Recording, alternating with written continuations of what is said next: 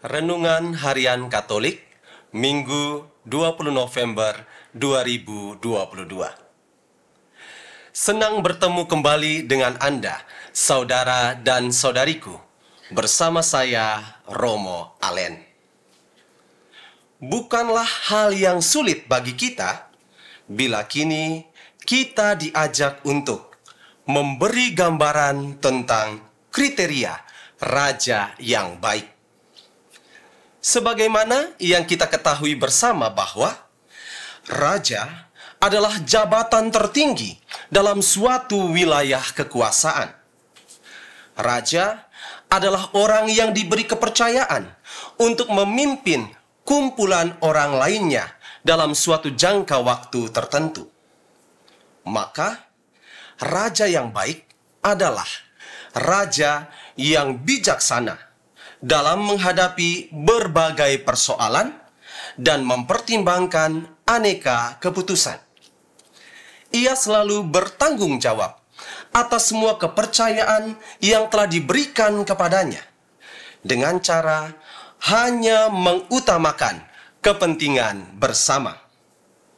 Raja seperti ini memang sulit untuk ditemui saat ini, karena kadang di saat seseorang diangkat menjadi raja, yang dipikirkannya cuma hidup dalam kemewahan dan juga kemegahan. Padahal semuanya itu tidak akan bertahan lama, sebab pengakuan akan kehebatan seorang raja bukan terletak pada timbunan harta atau derasnya pujian yang diterima olehnya, tetapi dari kebaikan yang ditaburkannya. Seorang raja dihormati karena ia berani untuk terlibat dalam dinamika kehidupan dari rakyatnya.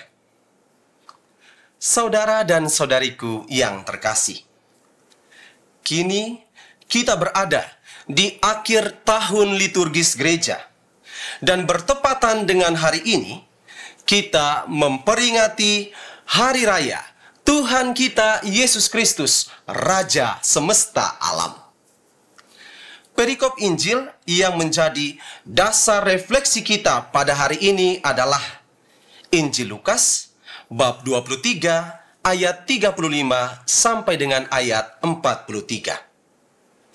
Secara garis besar, kisah Injil ini berbicara tentang peristiwa yang terjadi di tempat tengkorak, yakni tempat penyaliban Yesus. Peristiwa ini melibatkan beberapa tokoh dan menyoroti keberadaan Yesus sebagai seorang raja, betapapun dinyatakan secara implisit. Kerajaan Yesus tentu berbeda sama sekali dengan bayangan kita akan kerajaan dunia selama ini. Karena status raja dan kerajaan Yesus sebenarnya bersumber dari kedalaman misteri salib yang dijalaninya. Adapun untuk memudahkan kita memahami Injil ini, saya ingin membagi kisahnya ke dalam dua bagian besar, yakni pertama, bagian tentang celaan kepada Yesus. Saat Yesus bergantung di salib, ternyata ada beberapa orang yang mencelanya. Mereka adalah para pemuka bangsa, para prajurit, dan salah seorang penjahat yang disalibkan bersama Yesus. Kumpulan orang ini mengolok-olok Yesus karena Yesus tidak mampu menyelamatkan dirinya. Padahal banyak orang berkeyakinan bahwa Dia adalah yang diurapi oleh Allah. Sebagai orang yang berkuasa, Yesus tentu akan mampu keluar dari peristiwa itu. Tetapi hal demikian tidak terjadi sama sekali. Yesus malah tampak sebagai orang yang tidak berdaya hingga tampil layaknya seorang penjahat. Sedangkan bagian kedua berbicara tentang sisi yang lain, yakni selain ada celaan, ternyata ada juga orang yang membela Yesus. Dia adalah seorang penjahat lain yang tidak ikut mencela bersama dengan temannya. Saat melihat Yesus yang tersalib, penjahat ini malah terpesona kepada sosok Yesus. Menurutnya, ia dan temannya memang layak untuk dihukum karena kejahatan yang telah mereka buat. Tetapi Yesus tidak bersalah sedikit pun. Sehingga sepanjang hidupnya, Yesus itu hanya fokus untuk berbuat baik dan mengamalkan kasih.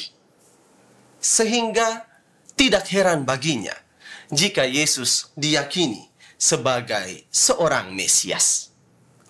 Karena itu, penjahat ini lebih memilih untuk mengakui imannya dibanding mencela Yesus.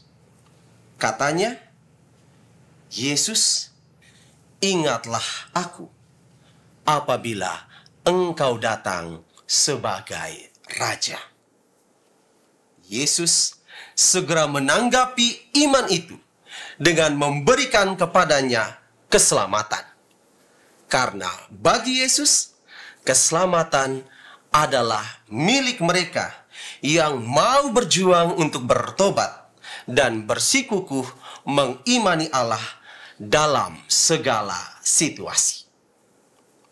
Maka dari itu, para saudara dan saudariku yang terkasih, Yesus disebut Raja karena ia mau wafat di kayu salib demi menebus dosa kita manusia ini. Pengorbanan Yesus membuat kasih Allah merajai hidup kita, dan kita diberi kesempatan untuk menjadi warga kerajaannya, yakni bersekutu bersama Allah untuk selamanya. Untuk itu, mari perbarui kondisi diri kita dengan komitmen untuk setia bertobat dan siap memperjuangkan kesejahteraan bersama lewat berbagai praktik kasih. Yesus dihormati sebagai Raja karena sudi terlibat dalam hidup kita. Maka jangan pernah mengambil jarak dari hidup sesama di sekitar, karena Yesus tidak pernah mengajarkan kita untuk berbuat demikian. Tuhan memberkati kita sekalian.